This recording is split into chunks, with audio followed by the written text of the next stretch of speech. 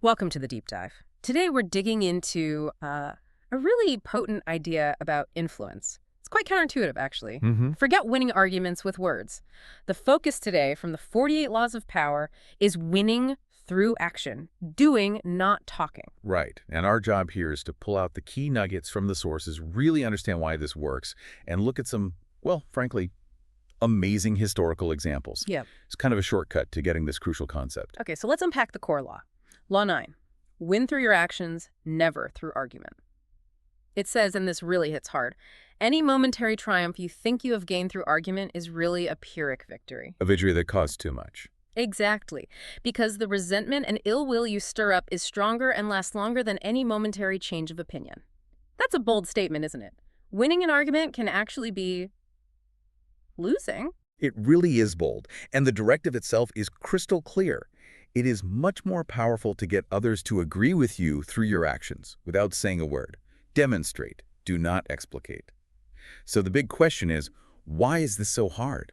Why do we instinctively want to argue our point? We absolutely do. It feels like the logical way. And our first story shows just how dangerous ignoring this can be. This is the transgression, featuring a Roman consul, Mucianus, besieging Pergamus back in 131 BC. Okay. He needs a battering ram. Simple enough. Orders the larger of two ships' masts. Seems straightforward. There's always a but, isn't there? There's this engineer, we don't know his name, but he was apparently the finest engineer in a city that had excelled in the science. Right, so a real expert. And he thinks the smaller mast is way better. He draws diagrams, explains the physics, basically says, I'm the expert, the soldiers have no clue. Okay, so he's relying on his expertise and logic. Totally. And the soldiers even warn him. They say, look, Mucianus isn't the kind of guy you argue with. But the engineer is just so sure he's right. He thinks logic will prevail. He'll see I was right and reward me. Oh dear. I can see where this is going. Yeah. So he sends the smaller mast. Confident. And the outcome. Predictably, not good. Not good at all. Mucianus is furious. Not even about the siege anymore, just obsessed with this impudent engineer. The argument became personal. Completely. When the engineer shows up, he doubles down. Went on and on using the same argument, saying, you should listen to experts. You just couldn't let it go. Nope. The consul hears him out, lets him finish his whole logical spiel, and then has him stripped naked and flogged to death in front of the soldiers. Brutal. And the interpretation here is key. It is. The arguer does not understand that words are never neutral. Arguing with a superior, you're essentially questioning their intelligence. Right. And also, since each man believes that he is right, the arguer's reasoning falls on deaf ears. Your logic just doesn't land when ego is involved. A harsh lesson. Yeah. So that's the danger zone. But let's flip it. Let's look at the observance of the law. How does winning without argument actually work? And this is where it gets really interesting. Starting with Michelangelo. The David statue. Yeah. Florence, 1502. Exactly. There's this huge block of marble. Everyone thought it was ruined by some other sculptor. The mayor, Piero Soderini, he agreed. Disaster. But Michelangelo saw potential. He did, believed he could work with it. So fast forward, the statue's almost done. It's magnificent. But Soderini, who, fancying himself an aesthetic judge, pipes up. Oh no, what did he say? He says the nose is too big. Right, the classic armchair critic. So what does Michelangelo do? Argue about nasal proportions. Not a chance. He knows arguing will just offend the mayor, maybe mess up future projects. So he does something brilliant, no words. He leads Soderini up the scaffolding. Gets him closer, okay. He grabs his chisel, but also, crucially, a handful of marble dust he'd hidden in his hand. Then he starts tapping lightly near the nose. Near the nose. Right. Letting the bits of dust fall little by little. He actually did nothing to change the nose, but gave every appearance of working on it. That's genius. Pure performance. And Soderini's reaction, I like it better, you've made it come alive. Incredible. What's fascinating there is how Michelangelo changed Soderini's perspective, literally by bringing him closer, without Soderini realizing that was the fix. Exactly. It shows that double power, like the source says, no one is offended and your point is proven. So Masterful. truly masterful. Okay, so that's subtlety. What about when the stakes are like life and death? There's a story from the book of Arabic Wisdom and Guile, 13th century. Let's hear it. It involves a vizier, super loyal, served his sultan for 30 years. Suddenly, enemies slander him, and the sultan condemns him to be killed by his hunting dogs. Ouch. 30 years of service down the drain because of slander. Right. But the vizier asks for just 10 days. 10 days respite. Okay, what does he do? Plan an escape, plead his case. Neither. He goes to the huntsman, pays him 100 gold pieces, and asks to look after the dogs for 10 days. Look after the dogs, the ones meant to kill him. Yep. He spends those 10 days grooming them, feeding them, being kind to them, until they were eating out of his hand. Okay, I think I see the demonstration forming here. So day 11 arrives, they throw him to the dogs, and instead of attacking, they ran up to him with wagging tails. They nibbled affectionately at his shoulders and began playing with him. Wow. The ultimate demonstration. And then the vizier speaks. To the totally stunned sultan, he says, "I have looked after these dogs for 10 days. The sultan has seen the result for himself. I have looked after you for 30 years, and what is the result? I am condemned to death on the strength of accusations brought by my enemies." Oh, that lands heavily. What a contrast. The sultan blushed with shame, pardoned him immediately, even handed over the slanderers, though the vizier apparently let them go. That's amazing. Yeah. It really drives home how lived loyalty, demonstrated loyalty, trumps any verbal claim. What does that tell you about real influence, you know? Yeah. It's earned through action. Absolutely. Let's take another one, this time from Herodotus. Ancient Egypt, King Amasis. Okay, Amasis? New king, not very popular. The Egyptians kind of look down on him. So he does something weird. He takes his own gold foot bath, you know, the basin he and guests wash their feet in. Right, a personal item. And apparently one they also pissed and vomited in. Charming. Okay, so what does he do with this? Used foot bath. He has it melted down and recast into a statue of a god, then places it right in the middle of the city. A statue made from a vomited-in foot bath. Got it. The Egyptians, not knowing its origins, start worshipping it, paying it great reverence. Naturally. It's a golden god statue. Then Amasis calls everyone together and reveals the statue's humble, rather disgusting origins. Ah, the reveal. What's the point he's making? His unspoken argument is powerful. Just as you now revere this object, which was once lowly and defiled, you should now respect me, your king, who has also been transformed. So he connects his own transformation to the statue's transformation. That's clever. Exactly. He persuaded to accept him as their master through this very physical, symbolic demonstration. No arguing about his qualifications needed. It bypassed all the potential arguments about his background or suitability. Very smart. And one more, super subtle one, also from the Arabic wisdom book, God and Abraham. Okay, how does this fit? Well, God had promised Abraham he wouldn't take his soul until Abraham wanted to die. But, Abraham wasn't asking. So God needed to persuade him, but indirectly. Right. So God sends an angel disguised as a really decrepit old man. This old man can barely eat, spilling food everywhere, looks miserable. A vision of extreme old age. Abraham, being kind, helps the old man. Then he asks him, "How old are you?" And the age the angel gives is just a little older than Abraham himself. Ah, so Abraham sees a potential near future for himself. Precisely. He sees this future, this decline, and he cries out, "O Lord our God, take me unto you before I reach this man's age and sink into the same condition." And God grants his request. Instantly. Wow.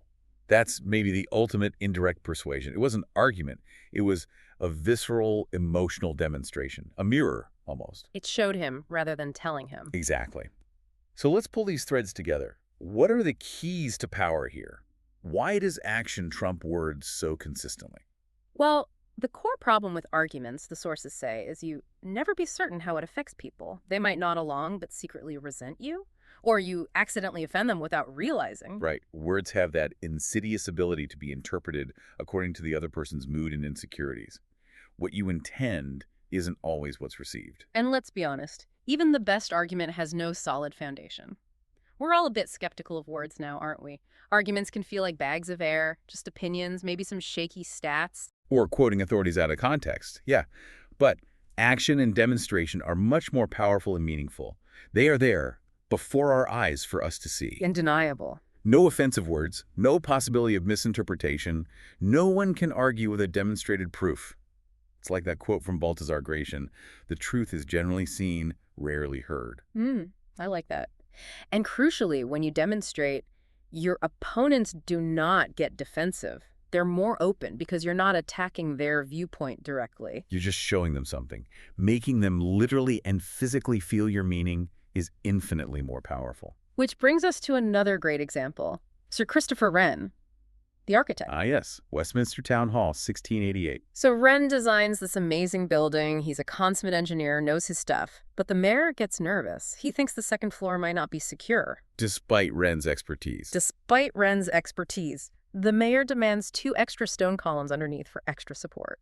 Which Wren knew were completely unnecessary from an engineering standpoint. Totally pointless.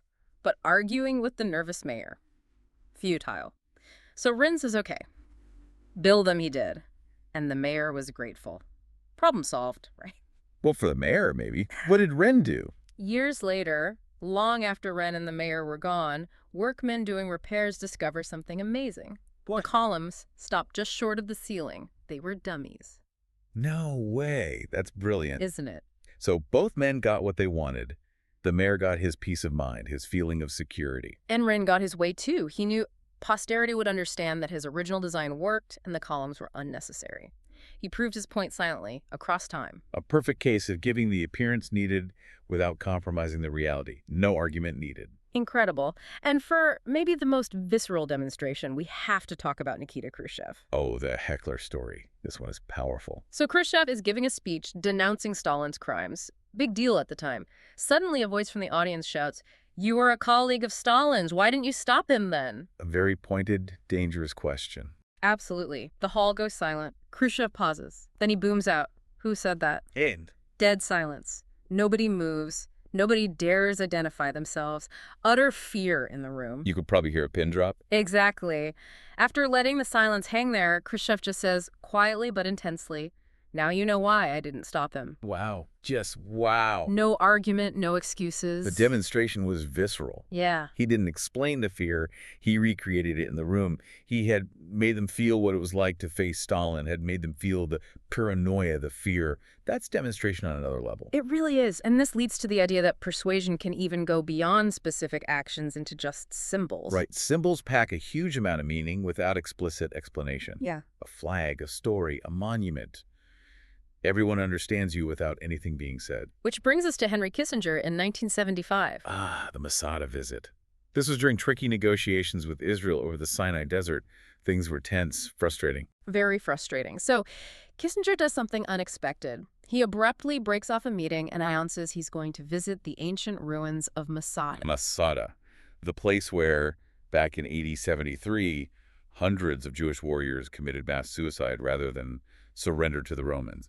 A hugely symbolic site. Hugely symbolic. Yeah. And the Israelis negotiating with him, they instantly understood the message. What was the unspoken message? Kissinger was essentially indirectly accusing them of potentially courting national suicide with their inflexible stance, of being like the defenders of Masada, heading towards self-destruction rather than compromise. That's a heavy symbolic gesture. Did it work? The sources say it made them think far more seriously than any direct warning would have. It forced a deeper reflection because it wasn't a direct accusation they could argue against. It was a symbol they had to interpret. Which really makes you think, how can you use symbols, consciously or unconsciously, in your own interactions? What symbols resonate with the people you're dealing with? That's a great question. Okay, so action, demonstration, symbols. It seems like arguing is almost always a bad idea, according to this law. But is there ever a time for it? The reversal section addresses this. Ah, the exception that proves the rule. Kind of. Verbal argument does have one specific vital use, apparently. What is? To distract and cover your tracks when you are practicing deception or are caught in a lie. Okay, so when you're being deliberately misleading. Exactly. In that situation, you should argue with all the conviction you can muster. Use argument as a smokescreen. Draw the other person into an argument to distract them from your deceptive move. Makes sense. Get them focused on the debate, not the underlying trick. And apparently, when caught in a lie, the more emotional and certain you appear, the less likely it seems that you are lying. Confidence becomes your shield. So act outraged, indignant, absolutely certain. Which leads us to the master, Count Victor Lustig. The swindler. Sold the Eiffel Tower twice. And the money copying box. The very same. So this story involves the money box. He's conned a Sheriff Richards out of $10,000. Big money back then. The sheriff is, understandably, not happy. Not happy at all. He tracks Lustig down to a Chicago hotel, bursts in, gun pointed right at him. Okay, high stakes. How does Lustig argue his way out of this? Pure performance and misdirection. He feigns total confusion. I mean, it's not working. Like it's the sheriff's fault. Shifts the blame immediately. Then he argues in circles. No, you must have done something wrong. Just keeps talking, acting concerned, until the sheriff's gun hand starts to lower slightly. Creating doubt, confusion. Then he unleashes a torrent of technical gobbledygook about the machine. Utter nonsense, but sounds impressive. Baffles the sheriff. Okay, so confusion, then baffling with fake expertise. Then he plays nice, But offers the money back, offers new instructions, even promises to come visit the sheriff in Oklahoma to make sure it works. The sheriff, completely bewildered now, actually agrees. he agreed, after pulling a gun. Reluctantly, yes. But then Lustig delivers the final touch. He gives the sheriff 100 $100 bills as a show of good faith. Let me guess. Counterfeit. Completely counterfeit. Oh, Lustig. So what happened to the sheriff? He gets back home, tries to use the fake bills, and promptly gets arrested, trial, and conviction for passing counterfeit notes. Unbelievable. Lustig used argument purely as a tool of deception? And won. Lustig had won the argument. The sheriff never bothered him again. It's a dark example, but it shows the reversal perfectly. Argument as a shield for lies. Fascinating, if unethical. Right. So that brings us to the end of this deep dive into Law 9. The big takeaway really is the incredible power of demonstration over debate. Showing is almost always better than telling. Hopefully these stories, from Michelangelo to Khrushchev to, yes, even Lustig, give you food for thought. How can you apply this? Remember that seesaw image the source uses? Arguing is like being on a seesaw, just up and down. Get off the seesaw. Show them your meaning without kicking or pushing. Exactly. Demonstrate. So maybe a final thought to leave everyone with. Think about your own life this week. Is there a goal you're trying to achieve? Maybe something where arguing hasn't worked? What small action, what subtle demonstration could you try instead?